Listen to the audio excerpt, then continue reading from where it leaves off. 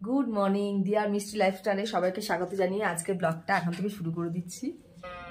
টাবোর ভিউটা একবার তোমাদের দেখিয়ে দিই। Good morning টাবো। গতকাল আমরা কল্পা থেকে নাকো হয়ে টাবোতে এসে পৌঁছেছি রাত 8টায়। ছোট্ট পাহাড়ি গ্রাম টাবো। প্রধান দেখার জিনিস হলো ওল্ড টাবো মনাস্ট্রি, যেটা 1000 বছরের পুরনো, আর আপেল গাছ। কিন্নরে যেরকম প্রচুর আপেল গাছ দেখেছি, এখানে তেমনি প্রতিটা বাড়িতে আপেল গাছ।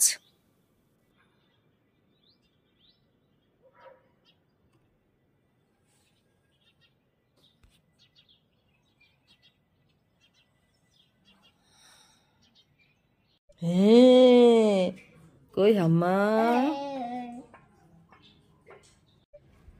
দেখেছো কি সুন্দর আপেল বাগান, সব আপেল ঝুলছে কি সুন্দর লাল লাল। তুমি তো আপেল খাও না, তাহলে আমার বাবা তো আপেল খায় না। একটু মেঘ আছে আকাশে, এই দিকটা পরিষ্কার আর ওদিকটা আবার মেঘ করেছে একটু। মা গরু ডাকছে কোথায়? ওইখানে।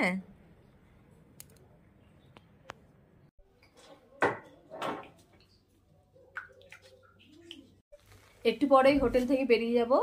আজকে যাব ওই টাবোর একটা ওল্ড মনিস্ট্রি আছে, সেইটা দেখে, কালকে দেখার কথা ছিল এটা, কিন্তু টাইমের জন্য হয়নি, তাই আজকে দেখে পুরো সোজা কাজার দিকে আমরা পৌঁছবো।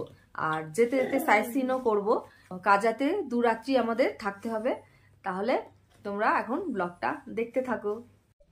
আর এই যে আমাদের সামনের জানলা দিয়ে ভিউটা, মানে আমরা পুরো পাহাড়ের মাঝখানেই রয়েছি, চারপাশে পাহাড়, মাঝখানে এই হোটেলটা। কি হচ্ছে বাবা? আর বাবাকে স্নান করিয়ে দিয়েছি, ও ফ্রেশ হয়ে গেছে। 9টা নাগাদ আমরা হোটেল থেকে বেরিয়ে পড়বো। এখন যাচ্ছি টাবো মনেস্ট্রি, তারপর যাব পিন ভ্যালিতে। একদম ঠিক। এদিকটা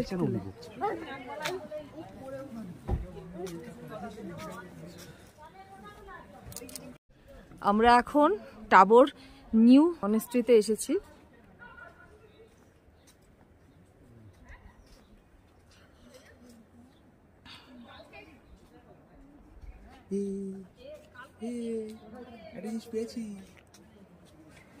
এই না না না না, দরকার নেই, ছাড়ো।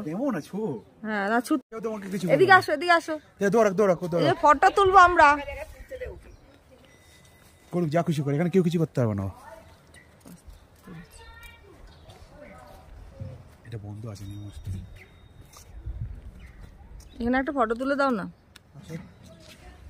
আমরা চলে এসেছি নতুন টাবো মনেস্ট্রিতে। নতুন মনেস্ট্রির পাশে শান্তি স্তূপ, চারপাশে বাদামি রঙের পাহাড় আর খোলা নীল আকাশের নিচে এই শান্তি স্তূপ টাবো মনেস্ট্রির এক অন্যতম প্রধান আকর্ষণ। টাবো মনেস্ট্রি 2টো ভাগে বিভক্ত, একটা হচ্ছে আদি মনেস্ট্রি আর একটা হচ্ছে নতুন মনেস্ট্রি। এই মনেস্ট্রির চত্বরে প্রচুর আপেল গাছ ছড়িয়ে আছে। প্রতিটি আপেল গাছে প্রচুর পরিমাণে আপেল ধরে আছে। টাবোর আপেল কিন্তু বিখ্যাত। এই টাবো মনেস্ট্রি 996 সালে তৈরি হয়, পুরো 1000 বছরের পুরনো।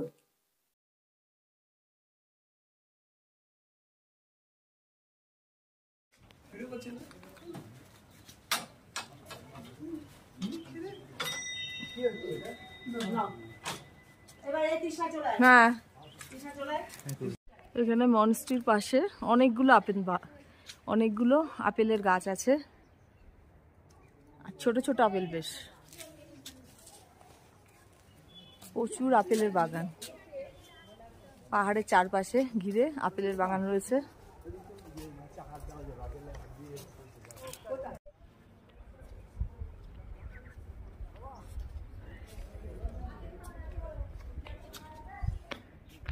আমরা ওল্ড টাবো মনেস্ট্রিতে চলে এসেছি। এই মনেস্ট্রি কিন্তু মাটির তৈরি। আমরা এখন ভেতরে ঢুকছি আদি মনেস্ট্রিতে। ভেতরে ছবি তোলা নিষেধ, তাই তোমাদের ভেতরটা আর দেখাতে পারলাম না, বাইরেটাই শুধু দেখাতে পারবো। তিব্বত আর গ্রিক সংস্কৃতি প্রভাব রয়েছে এই টাবো মনেস্ট্রির আর্কিটেকচারে। এই সব কিছু মাটির তৈরি। এখানে কিছুটা গ্রিক স্থাপত্যের প্রভাব আছে। অসংখ্য দেবতার মূর্তি আছে আজ থেকে প্রায় 1000 বছরের আদি মনিস্ট্রিতে। দাঁড়াও, একটু দাঁড়াও।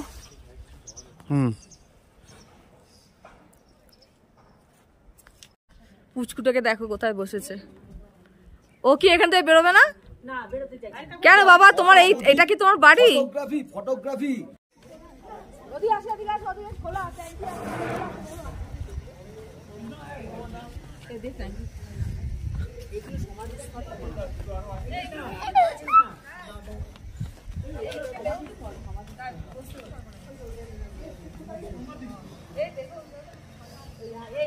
ভেষজ রং দিয়ে এখানকার সব মূর্তি যে চিত্রকলা সৃষ্টি করেছিলেন, এমন ভেষজ রং ব্যবহার করেছিলেন যেগুলো 1000 বছর পরও সমানভাবে উজ্জ্বল।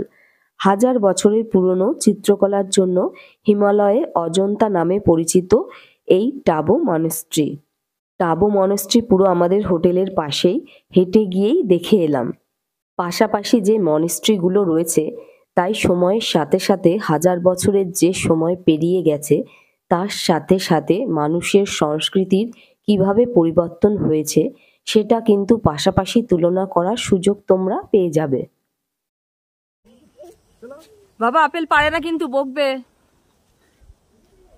দাদুর কোলে দাঁড়িয়ে এখনো আপেল পাচ্ছে।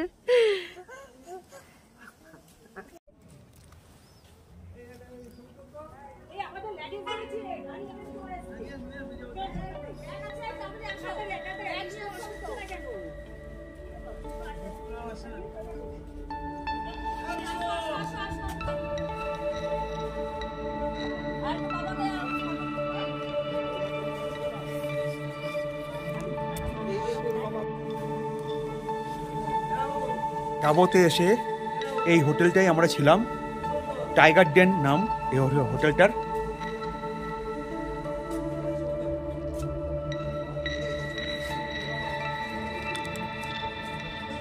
এই যে মাসির তৈরি আমসত্ব দেখো তোমরা। এটা পুরো না আমার কাছে আছে। আপনি করো। হ্যাঁ না, ওই দেখো লেগে গেছে, কি করে তো লেগে গেছে, তাও দেখা যাচ্ছে। হ্যাঁ দারুণ হয়েছে। এই যে এটা আমরা খাচ্ছি এখন, কত বড় হয়েছে। আমরা এবার বেরিয়ে পড়েছি পিন ভ্যালির উদ্দেশ্যে। পিন ভ্যালি হলো একটা ন্যাশনাল পার্ক।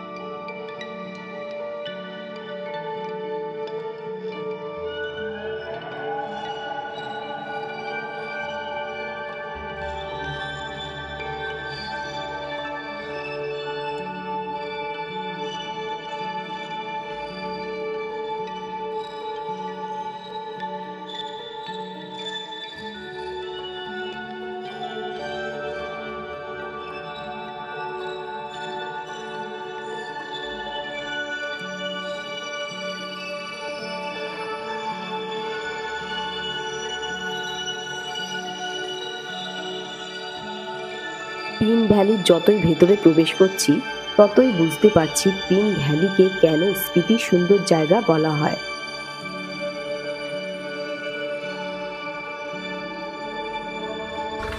আমরা এখন একটু গাড়ি থেকে নেমেছি। এই জায়গাটা হচ্ছে রাউল স্পিতি। এখানে একটু ফটোশুট করে আবার গাড়িতে উঠে যাবো। আর পুচকু গোপাল ঘুমিয়ে পড়েছে।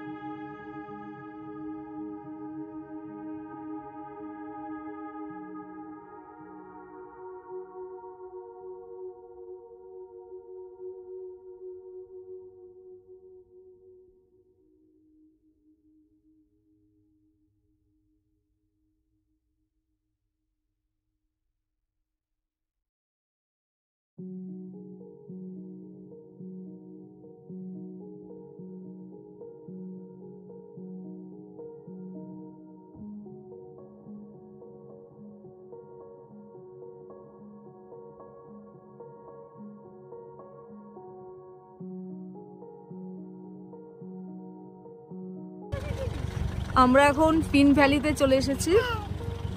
এটাও একটা সাইট সিন।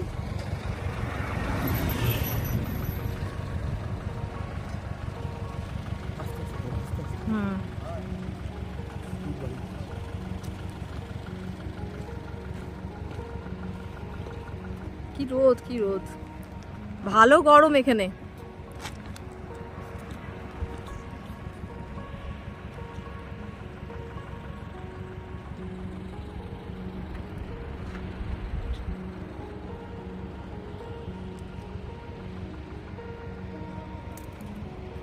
আমরা এখন চলে এসেছি পিন নদীর কাছে। 11,500 ফুট উচ্চতায় অবস্থিত এই পিন ভ্যালি স্পিতির শীতল মরুভূমি অঞ্চলের এক প্রধান আকর্ষণ। পিন নদীর সাথে কিছুটা সময় কাটিয়ে আমরা এবার যাব ধানকার মনেস্ট্রিতে। ওই যে আমাদের 3খানা গাড়ি পরপর দাঁড়িয়ে আছে, এবার গাড়িতে গিয়ে উঠি। বেশ সুন্দর জায়গাটা, দারুণ লাগলো। এটা হচ্ছে দ্বিতীয় লাদাখের মতো কিছুটা জায়গাটা, স্পিতি।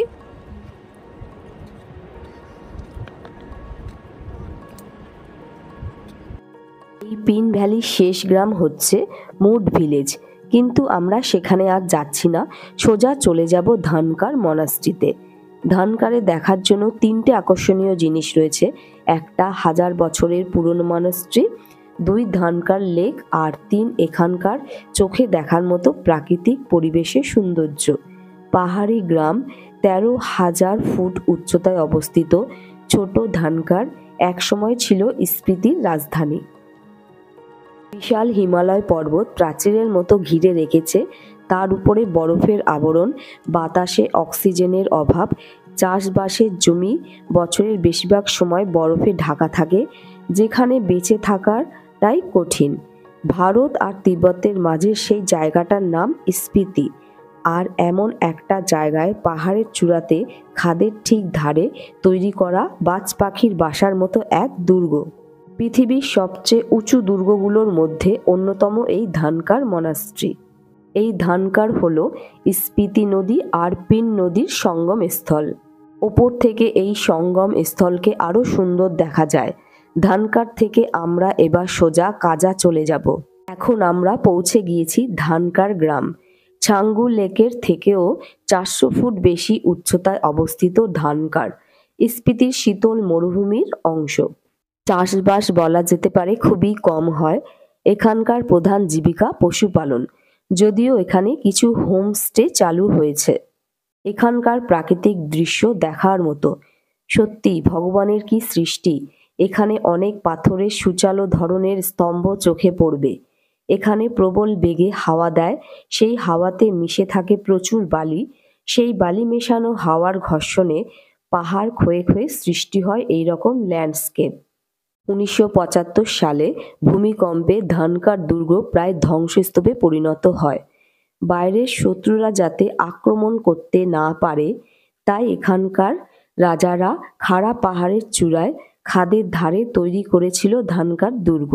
কিন্তু 1000 বছরের পুরনো ধানকার মনাস্ট্রি আজও দাঁড়িয়ে আছে। পৃথিবীর মধ্যে যতগুলো বিপজ্জনক স্থাপত্য রয়েছে, তার মধ্যে প্রাচীন ধানকার মনাস্ট্রি একটা। কিভাবে যে পাহাড়ের গায়ে আটকে রয়েছে এই গুম্ফাটি ভাবলেও অবাক লাগে। এখানে 2টো মনাস্ট্রি আছে, একটা ওল্ড মনাস্ট্রি আর একটা নতুন মনাস্ট্রি। ওল্ড মনাস্ট্রির যে স্থাপত্য, সারা পৃথিবীতে যে কটা মনাস্ট্রি আছে তার মধ্যে সবচেয়ে বিস্ময়কর কাঠ পাথর দিয়ে তৈরি এই মনাস্ট্রি। পাহাড়ের গায়ে বছরের পর বছর কিভাবে যে ঝুলে আছে সেটা দেখার জন্য দেশ বিদেশ থেকে হাজার হাজার পর্যটক আসে এই ধানকার মনাস্ট্রিতে। ও কোথায় কোথায় তুলছে রে, ঠেলে ঠেলে। এটা কি শর্টকাট রাস্তা? ও ফটো তোলার।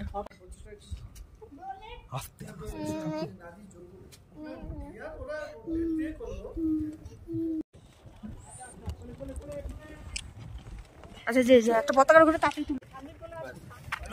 ফটো তুলতে কত কোন কোন জায়গায় উঠতে হচ্ছে দেখো সবাই। কি তুললে, এটা ভিডিও করলে? ফটো তুলছি তুলেছে ফটো। আমি আর নিউ মনাস্ট্রিতে যাব না, তার কারণ আমি আর পারছি না, খুবই কষ্ট হচ্ছে, তাই গাড়িতে গিয়ে বসে থাকব। ধানকার মনাস্ট্রি দেখে এখন আমরা চলেছি কাজার দিকে।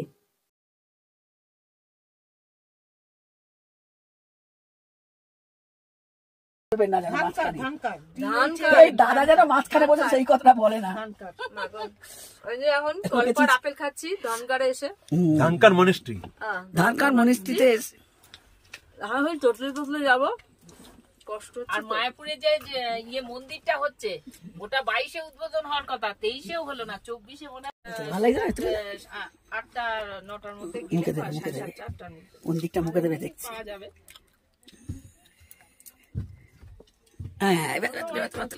এই যে তারকেশ্বরে যাবা যেদিন খায় না কিচ্ছু, কিন্তু তারকেশ্বরে সোমবারে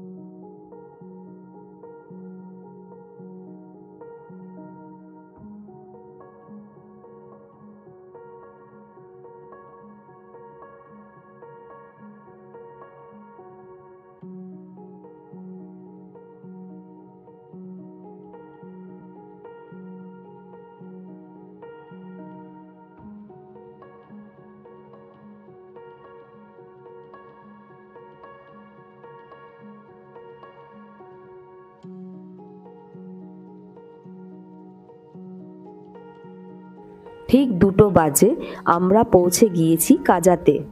এরপর ফ্রেশ হয়ে লাঞ্চটা করে নেব। হোটেল তাসি ডিলাকে পৌঁছে গেছি আমরা। এবার রুম দেবে, রুমে গিয়ে ফ্রেশ হব আস্তে আস্তে। এখানেও পাহাড়ের মাঝখানেই, আর হোটেল থেকে দেখাবো কিরকম ভিউটা লাগে। হোটেলের পেছন দিক থেকে নাকি ভিউ দেখা যাবে। এটা হচ্ছে হোটেলের সামনের ভিউ। সামনে একটা বাজারও আছে, আজ দেখি একটু বাজারে যাব।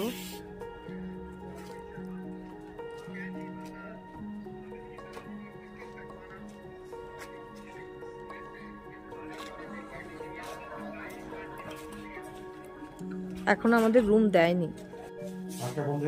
তাই চলো আসো আসো, এই ওকে জুতোটা পরে দাও। এই যে আমরা এখন একটু বেরোচ্ছি, কাজার এই শহরটা একটু দেখবো। সন্ধ্যা হয়ে গেছে, তাও বাজারে একটু যাব কেনাকাটা করার জন্য। আর এই দেখো পুচু রেডি হয়ে আর ভালো লাগছে না। আচ্ছা চলো চলো চলো, ও পাগল হয়ে গেছে যাওয়ার জন্য।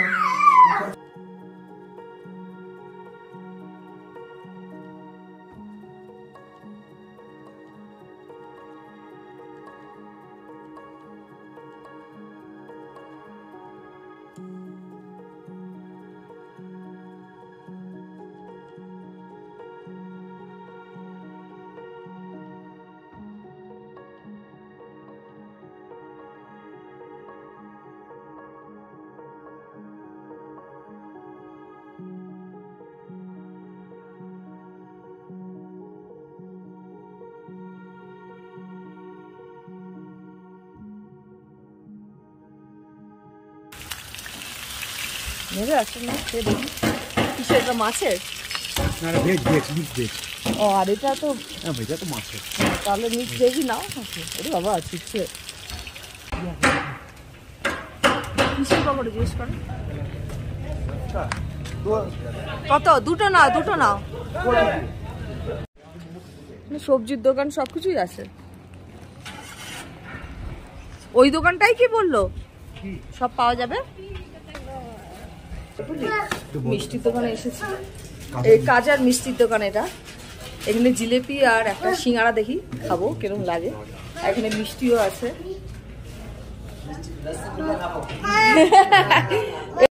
এই যে এখন কাজার শপিং মলে ঢুকছি।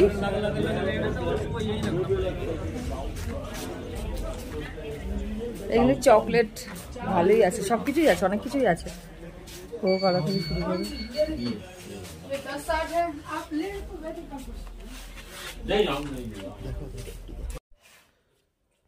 থামোসা একটাই কিনেছি, দেখি কিরকম কাজার থামোসা কিরকম খেতে হয়। আর আমাদের এখানে হোটেলে টিফিন দিয়েছে এগ ডেভিল, না এগ ডেভিল, ওই একটা করে দিয়েছে। তো আমার খিদে পেয়ে গেছে তাই একটা কিনলাম, আমার বর খাবে না, আমি শুধু একা খাবো। আর তার সাথে জিলিপি আছে, জিলিপিটাও পরে দেখাচ্ছি, এটা আগে খেয়ে নিই। কিরকম খেতে এখানকার কাজার সিঙ্গারা সামোসা? যেরকম আমাদের কলকাতার সেরকমই, পার্থক্য কিছু না। তাও এত উপরে এসেছে, এরকম টেস্ট সিঙ্গারা পাবো আমি ভাবতে পারছি না।